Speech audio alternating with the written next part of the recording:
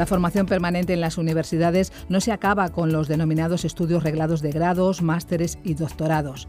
Para la UNED, la formación es un proceso educativo continuado a lo largo de la vida con el objetivo de mejorar y actualizar los conocimientos, las aptitudes y las capacidades de las personas, por lo que contamos con una oferta educativa abierta, flexible y actualizada de cursos de formación permanente. Y una parte muy importante es la formación para el empleo.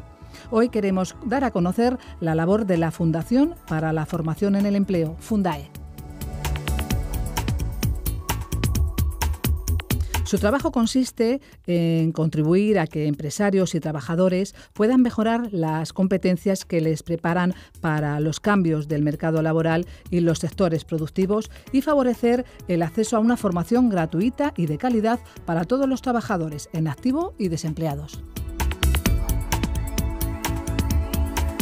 Para ayudar a conocer y a compartir el sistema de formación profesional para el empleo en el ámbito laboral, la vicerrectora de Formación Permanente de la UNED, María García Alonso, ha invitado al director de Fundae. Estamos hoy aquí reunidos para hablar sobre la formación para el empleo con una persona que sabe muchísimo de eso, Alfonso Luengo Santullano, que dirige la Fundae. Buenos días, Alfonso. Hola, buenos días. ¿Qué es eso de la formación para el empleo? La formación para el empleo es un sistema incardinado dentro de otro sistema, que es el de la formación profesional. En España la formación profesional es conocida comúnmente como la formación profesional reglada, pero hay otro ámbito de la formación profesional menos conocido, probablemente porque se ha denominado siempre de otra manera. El término formación profesional nunca se utiliza cuando se utiliza la palabra formación continua o formación ocupacional. La formación para el empleo, por tanto, es una modalidad de formación profesional no reglada, aunque es una formación que tiene muchas reglas, aunque nosotros la llamemos no reglada para diferenciarla de la académica, de la que tiene lugar dentro del sistema educativo. Es una formación que está orientada básicamente a la cualificación profesional de los trabajadores. Tradicionalmente se venía distinguiendo entre formación ocupacional, que era la formación profesional dirigida a las personas desempleadas, y la formación continua, que era la formación dirigida a las personas ocupadas para mejorar su cualificación. Esto modernamente se ha incardinado bajo el paraguas de la formación para el empleo.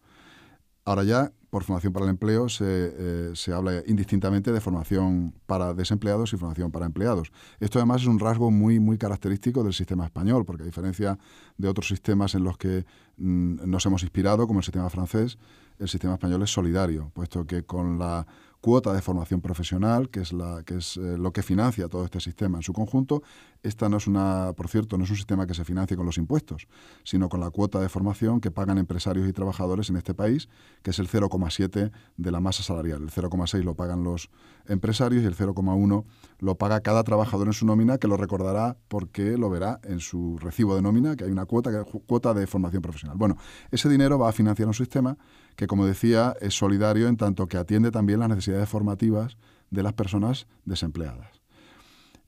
Esto es en esencia el sistema de formación para el empleo. Habría mucho más que decir, probablemente, pues dónde se catalogan las acciones formativas, cómo se llega a la conclusión de qué es lo que es necesario o no en cada sector productivo de la economía, pero bueno, esto ya quedaría para otra pregunta o para otro desarrollo. Y dentro de este sistema, ¿qué papel tiene la Fundae? ¿Qué es la Fundae? La Fundae, antes llamada Fundación Tripartita, que es como se nos ha conocido comúnmente, es una entidad de derecho privado que pertenece al sector público. Es una fundación como cualquier otra fundación con la característica de que pertenece al sector público. Es una fundación estatal y de hecho en nuestra denominación ya se incluye el término fundación del sector público. Es Fundae FSP. Bueno, la fundación existe porque, el Estado reconoce la necesidad de que en algún ámbito concreto, con una personificación jurídica, esté presente el llamado diálogo social.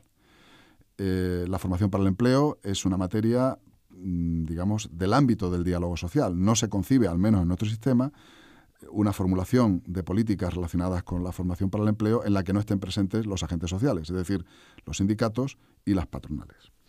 Se constituyó en su día una fundación que también es conocida seguramente por el público, que se llamaba Forcem. esta fundación era una fundación privada, gestionaba fondos públicos, los fondos que procedían de la cuota de formación profesional, pero tenía naturaleza y composición bipartita. En los años 2000, concretamente en el 2007, que es cuando se dicta el Real Decreto por el que se regula el sistema, llamado entonces Subsistema de Formación Profesional para el Empleo, la Fundación Forcen desaparece y se constituye la llamada Fundación Tripartita, que ya es una fundación estatal en origen y de la que forma parte el Estado, la Administración General del Estado, a través del Servicio Público de Empleo Estatal. En ese momento la fundación llamada Tripartita, en su órgano de gobierno, que es el patronato, la composición no solamente era paritaria, pero no solamente era tripartita, sino que era además paritaria, es decir, el peso específico en el proceso de toma de decisión de cada una de las partes era el mismo. Tanto valía el voto del Estado como el voto de las organizaciones sindicales como el de las organizaciones patronales. Esta fundación tiene básicamente dos cometidos. En primer lugar, la difusión del subsistema y, si la podemos considerar también dentro de esa gran función de difusión y de mantenimiento del subsistema o del sistema de formación para el empleo, también el acogimiento del diálogo social y la detección de las necesidades formativas del sistema a través precisamente del diálogo social. El segundo gran bloque de funciones o de facultades que tiene la Fundación es la gestión de lo que en términos jurídicos se llamaría las iniciativas del sistema, pero yo, para que se entienda, lo explicaré como los procedimientos de financiación de las acciones formativas. Y estos son básicamente dos: las subvenciones y las bonificaciones. Hace unos años también se financiaban las llamadas acciones complementarias o acciones de apoyo que tenían que ver con la investigación, con la pedagogía de las acciones formativas, con la manera en que se desarrollaba el sistema de formación para el empleo. Modernamente solamente trabajamos en virtud del convenio de colaboración que tenemos suscrito con el Servicio Público de Empleo Estatal, que es el titular de la competencia. Un convenio de colaboración, como digo, en el cual se desarrolla pormenorizadamente el papel que la Fundación realiza, que supone la mayor parte de su cuore de negocio, por llamarlo de alguna manera. Es decir, nosotros realizamos materialmente los procedimientos de financiación, tanto lo que tiene que ver con las bonificaciones como lo que tiene que ver con las subvenciones, en aquello que es competencia estatal. También hemos tenido en el pasado convenios de colaboración con algunas comunidades autónomas en las cuales les hemos ayudado a gestionar también aquella parte de la formación para el empleo de ocupados que era de su competencia, puesto que la formación de desocupados, como sabéis, está transferida desde hace años a las comunidades autónomas y son ellas las que tienen que desarrollarlo. Nosotros solamente, de forma muy indirecta y muy colateral, financiamos formación para desempleados cuando tiene que ver con programas específicos o aquella parte de los programas de carácter general, o sea, las convocatorias que hacemos todos los años, que tienen que ver con desempleados, porque en nuestras convocatorias, que son para empleados, también pueden participar un porcentaje de desempleados. Lo decía antes, es la pulsión solidaria que tiene nuestro sistema. ¿Y qué diferencia hay entre la bonificación y la subvención? Bueno, es una diferencia que tiene varios registros o varios planos. Para empezar, de los recursos del sistema que nosotros administramos, que son aproximadamente unos 1.000 millones de euros, que es aproximadamente también la mitad de todo lo que se recauda a través del sistema de cuota, una parte importante de esos recursos, la mayor parte de esos recursos van precisamente a financiar las bonificaciones que las empresas se aplican por la formación que le dan gratuitamente a sus trabajadores. La formación llamada programada por las empresas, se llama así, formación programada por las empresas, es financiada a través de un sistema de bonificación.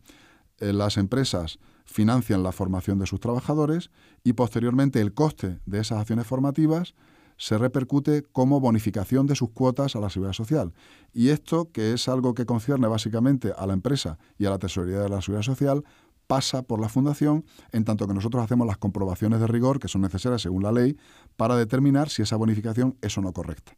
Es a nosotros, por ejemplo, a quien se nos comunica el inicio y la finalización de las acciones formativas, que es un dato que la Tesorería de la Seguridad Social necesita para poder llevar a buen puerto esa bonificación que luego las empresas van a hacer de manera, automática en sus boletines de cotización. Es decir, no es un sistema de bonificación directa, sino es un sistema, en cierta manera, de, como lo trataríamos en el mundo fiscal, como de beneficio fiscal. Las desgravaciones y deducciones del sistema fiscal, aquí las llamamos bonificaciones porque esto que estamos tratando de recursos de la Seguridad Social. Y la subvención, por contra, es una aportación dineraria directa a una acción formativa que se ha programado y que tiene que ser gratuita para el trabajador. Se supone que el trabajador ya ha pagado previamente, esto es lo que alguien llamaría una especie de salario diferido, puesto que el trabajador anticipadamente ya ha financiado con su 0,1% de su salario esa acción formativa. Nosotros eso lo transformamos en una subvención que va al centro registrado que participa en nuestras convocatorias. Hasta hace unos años, hasta la Ley 30/2015, el receptario de esa subvención eran las organizaciones sindicales y patronales. Desde el año 2015 solamente pueden recibir esos fondos para impartir esa formación gratuita para los trabajadores ocupados los centros y entidades debidamente registrados y acreditados. Esto no excluye a las organizaciones sindicales y patronales, puesto que ellas también pueden constituirse como centros de formación. No es algo complicado, solamente hay que tener los medios, declararlo e inscribirse en el correspondiente registro. Pero en este momento, como digo, ese sistema de subvenciones está dirigido, salvo cuando financiamos proyectos o programas de contratación con las empresas, de formación con compromiso de contratación, va dirigido exclusivamente a los centros de formación. Lo que subvencionamos es una formación que se va a impartir de manera gratuita a unos trabajadores ocupados o en su porcentaje correspondiente también desocupados, hasta un 30, un 40%, depende de la convocatoria de alumnos, pueden ser alumnos que en ese momento no tienen trabajo. Y nosotros lo que hacemos es financiar esa acción formativa para que al trabajador le resulte gratuita, naturalmente. Esa es la idea de la subvención. ¿Y cómo se elige esa formación? O sea, ¿el trabajador tiene tiene que ver exactamente con su área de trabajo? ¿Tiene una cierta libertad para elegirlo? ¿Cómo funciona? La libertad es absoluta para el trabajador, pero antes hay que determinar qué necesita ese trabajador. Debemos tener en cuenta que en el caso de las bonificaciones, lo que se financia es aquella formación que interesa a la empresa. Es decir, la UNED seguramente, aunque no puede ser por ser una entidad pública beneficiario de esas bonificaciones, pero vamos a suponer que lo fuera, sí, tendría interés en que su profesorado o su personal de administración y servicios se formara en tecnologías, en idiomas, porque eso estaría, digamos, en la estrategia de formación de la propia empresa para situarse en el mercado. Esto es objeto de la bonificación. Lo que es objeto de subvención es aquella formación que, siendo necesaria en cada sector, o siendo necesaria intersectorialmente, conviene al trabajador porque él lo decide.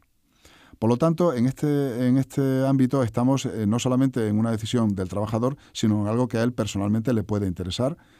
Hay un tercer género de lo que nosotros financiamos, que son los PIF, si queréis luego hablamos de ellos, sí, donde se produce una mezcla de las dos cosas. Pero en el caso de la subvención, lo que nosotros subvencionamos es aquella formación que el trabajador elige libremente. Dentro de un catálogo que se publica naturalmente para que el trabajador tenga acceso a esa información, un catálogo que en este momento va a ser, calculamos, de unas 3.000 acciones formativas, y lógicamente el trabajador dentro de su sector elige la formación dentro de su sector que más le interese. Hay un proceso previo, que es el de detección de las necesidades formativas. Primero hay que determinar, puesto que es una formación que, siendo de elección del trabajador, tiene que ser necesaria en ese sector. No podemos financiar cualquier cosa. Tenemos que estar en sintonía con la evolución de la economía y del mercado laboral. Por lo tanto, para que esa acción formativa, ese curso, sea elegible, tiene que ser antes necesario. Y hay un proceso anterior a las convocatorias, que es, yo diría que incluso sofisticado, en el cual entre las patronales, los sindicatos y finalmente el Servicio Público de Empleo se determina cuál es el catálogo de acciones formativas de cursos que luego van a estar en nuestra web para que los trabajadores puedan elegir lo que más les conviene en cada sector. Evidentemente, cada trabajador tiene que limitarse a la formación que se da en su sector o a la formación intersectorial, que también se financia. Nosotros, como entidad formativa de vuestro sistema de formación para el empleo, también tenemos muchos estudiantes que han elegido el permiso individual de formación. ¿Nos puedes contar un poco, porque hay mucho desconocimiento sobre este tema? ¿Qué significa o qué requisitos tiene este permiso individual de formación? Bueno, aunque parezca redundante y tautológico, no se puede olvidar que un permiso individual de formación, sobre todo, es un permiso. Lo que se financia, en este caso, lo que nosotros financiamos a través del sistema, es el coste laboral del tiempo en el que el trabajador está formándose. Y además está formándose de manera presencial. No financiamos ni la preparación de exámenes, ni tampoco financiamos el estudio. Financiamos la impartición. Bueno, dicho en pasivo, la recepción por el alumno de esa formación que le está siendo impartida de manera presencial. Esto efectivamente ha creado muchos problemas interpretativos, porque, por ejemplo, ocurría que los trabajadores, según este sistema, los trabajadores de turno nocturno, por ejemplo, que trabajan de noche, difícilmente podían acreditar que fueran a formarse presencialmente, puesto que no existe una amplia oferta, al menos que yo sepa, de formación nocturna. al menos aquello a lo que se refiere el permiso individual de formación, que ahora concretaré. Por lo tanto, primera condición es un permiso, no es un derecho, porque en realidad el permiso tiene que ser concedido por el empresario en función de circunstancias que a veces permiten la concesión de ese permiso y otras veces no.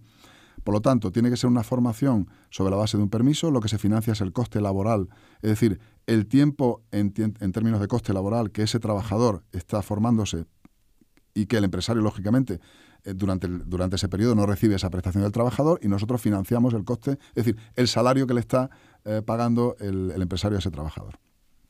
Tiene que ser además una formación que esté orientada a la obtención de un título oficial o un certificado de profesionalidad. Valen también los títulos propios de las universidades, como títulos oficiales, aunque no sean del sistema o del catálogo académico, digámoslo así. Pero siempre que la formación del trabajador para la que él pide ese permiso esté incluida en algún catálogo como certificado de profesionalidad, como formación universitaria titulada o como título no propio de universidad, se puede financiar. Y no sé si me dejo algo en el tintero, alguna cosa que genere duda, pero vamos. Sí, mira, por las características propias de nuestra universidad, claro, nosotros, nuestra enseñanza, digamos que vendría a ser un poco mixta, ¿no? Porque nosotros tenemos centros asociados donde nuestros estudiantes van a trabajar con sus tutores, están un cierto tiempo, y por otro lado tenemos una enseñanza online que complementa este tipo de formación. Nuestros estudiantes, ¿cómo podrían en algún caso beneficiarse de este permiso en sus enseñanzas? Solo de la parte presencial. Bueno, solo o nada menos. Quiere decir, en este momento la normativa no permite financiar formación no presencial. Por lo tanto, la parte presencial de esa formación sí sería financiable. Habría que estudiar el caso, naturalmente, porque aquí la casuística es muy, muy, muy diversa y es muy casi a veces inabarcable, ¿no? Pero en principio la parte presencial de esa formación sí se podría financiar. Y en el caso, por ejemplo, de los autónomos pueden tener este permiso individual de formación. Porque... Bueno, los autónomos en este momento no pueden... he olvidado decir algo muy importante, y es que estamos en el ámbito de la formación bonificada. En este momento los autónomos no pueden acceder a la formación bonificada puesto que no cotizan. Cotizan por sus trabajadores, pero no cotizan por su propia formación. Sí tienen acceso a la formación subvencionada porque el sistema es solidario también en eso, es decir, permite formarse a trabajadores que no cotizan, como es el caso de los autónomos, pero estos no pueden acceder a las bonificaciones puesto que no tienen nada respecto a lo que bonificarse, dado que ellos no cotizan.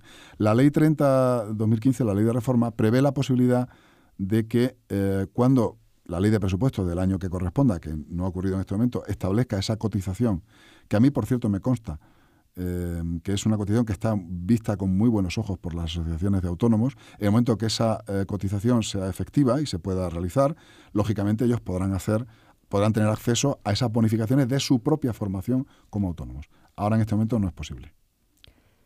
Bueno, yo creo que se nos quedan muchos temas en el tintero. Muy probablemente tengamos que volver a tener alguna conversación. Yo no sé, Alfonso, si hay alguna cosa que tú quieras señalar que te parezca destacado, reforzar o dar un poquito más énfasis. Es por donde probablemente yo tendría que haber empezado, y es la importancia que tiene la formación, tanto para las empresas como para los trabajadores. No se concibe en una economía tan compleja y tan competitiva como esta que tenemos ahora, esta economía que llaman 4.0, ni un trabajador ni una empresa que no se preocupe por la actualización de las competencias de sus trabajadores. Un trabajador que no se cualifica va a tener muchas, o que no se recualifica. A mí la palabra reciclaje no me gusta, porque el reciclaje se dice mucho, pero eso es de las cosas. Yo prefiero hablar de actualización y yo prefiero hablar de recualificación. Un trabajador que no se pone al día, que no se actualiza en sus conocimientos, en sus habilidades y en sus competencias, es un trabajador que va a tener muchas dificultades para mantener a su empresa competitiva y para mantenerse él en su propio puesto de trabajo. Y de las empresas podemos decir lo mismo, y en todos los niveles funcionales de una empresa, empezando por el nivel directivo. No tenemos probablemente una fuerza laboral muy adecuada a los tiempos que corren si nos fijamos en el porcentaje de trabajadores que se forman a lo largo de la vida. Estamos muy lejos de las ratios de Alemania, de Estados Unidos, de Francia, donde efectivamente se ha tomado conciencia, probablemente porque son economías muy apegadas a la calidad y al cambio y a la velocidad en la que se está desarrollando este mundo tan globalizado y tan cambiante. Estamos bastante lejos aún de los ratios de participación en las acciones formativas de la formación continua. Y esto para mí es muy preocupante, porque esto es cultural. La formación profesional en España ya de por sí, ya me refiero a la formación inicial, no ya a la formación continua, no tiene precisamente un gran prestigio social. Esto es muy lamentable. En otros países donde ocurre exactamente lo contrario, como el caso de Alemania, imaginaos en Suiza, por ejemplo, que el 70% de los chavales eligen la formación profesional y muchos de ellos acaban en la universidad. Casi un tercio de los que eligen formación profesional acaban luego en la universidad. Bueno, España es contracultural en relación con este asunto. Y no tenemos, desde luego, el nivel que a mí me gustaría que tuviéramos. Estamos hablando en Gran Bretaña, en Alemania, tenemos unas ratios de participación en la formación continua del 50 y del 60% de los trabajadores, y en España no llegamos con mucho esfuerzo al 38%. Bueno, esto es preocupante. Y yo creo que no podemos perder una sola ocasión de poner esto de manifiesto y de intentar divulgar la idea fuerza, de que si no damos el ejemplo, nosotros mismos, yo mismo, para que cale la idea de que la formación es necesaria, este país no va a coger el tren de la modernidad. Yo estoy convencido de que sin una adecuada cualificación, este país se queda a años luz del futuro, y de un futuro que nos está alcanzando, un futuro que casi nos acomete.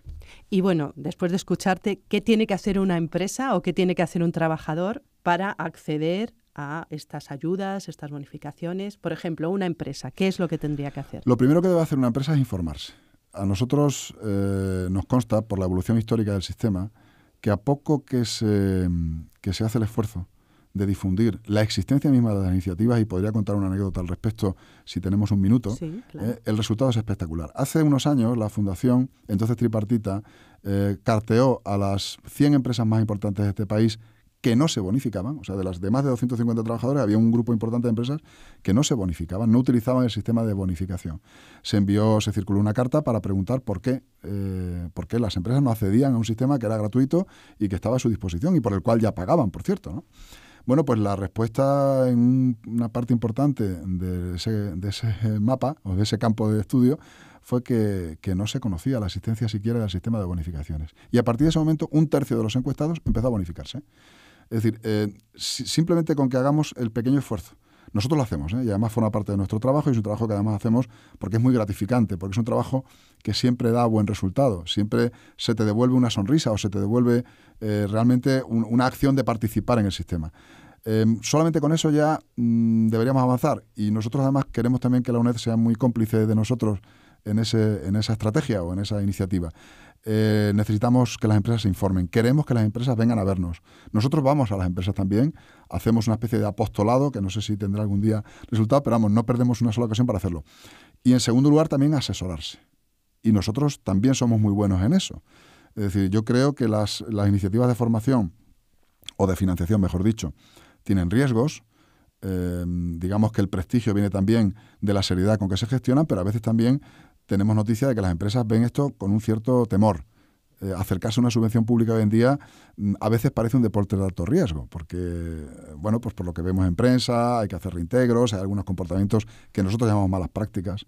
No lo llamamos fraude, porque el fraude es algo muy, muy reducido en comparación con la mala praxis en general, es un comportamiento mínimo, ¿no? Pero bueno, esto tiene mucha venta mediática, y entonces las empresas y los trabajadores a veces son remisos a acercarse porque piensan que corren riesgo económico de incumplir alguna norma desconocida. Esto no es tan difícil. Nosotros estamos a disposición de las empresas y de los trabajadores, y también lo están naturalmente las organizaciones sindicales y patronales, para dar la información que sea necesaria y para animarles a que se acerquen a un sistema que está pensado para su beneficio, para el beneficio de las empresas y de los trabajadores. Esto no tiene, nada que ver en principio ni con impuestos ni con políticas públicas. Esto es algo que el propio sistema, que el propio mercado laboral creó para dotarse de una adecuada cualificación, para ser competitivo, y solo esperamos a que acudan.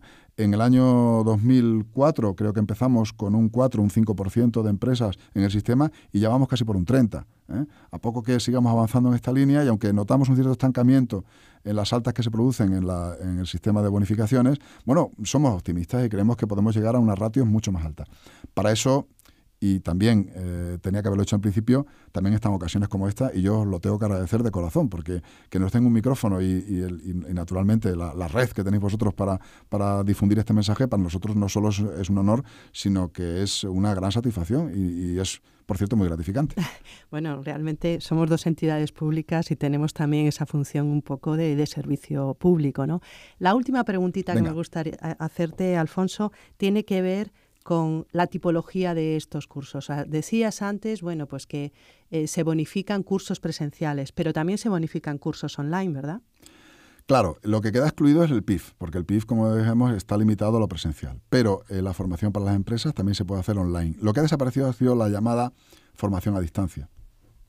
A ver, estamos en la Universidad Nacional de Educación a Distancia, pero vosotros ya no dais formación a distancia. Bueno, nosotros es que empezamos en el año 72, claro, en el año 72 con unos cuadernillos que enviábamos, claro, pero ahora estamos un poco en otra dimensión, ¿no? Bueno, esto me gusta decirlo porque seguís manteniendo, y con mucho orgullo, en el acrónimo la propia denominación, pero esto ya forma parte del pasado. La formación a distancia existe naturalmente, y además yo creo que tiene sentido en territorios donde aún no es posible el acceso del online, donde además los recursos probablemente, o incluso en actividades donde no es posible estar conectado a un ordenador o a una red, y sin embargo es posible la recepción de la información necesaria para poder formarse en la materia que sea. Pero bueno, esto digamos que es de otro tiempo y va a quedar de una manera residual. Nosotros ya no lo financiamos porque la ley no lo contempla.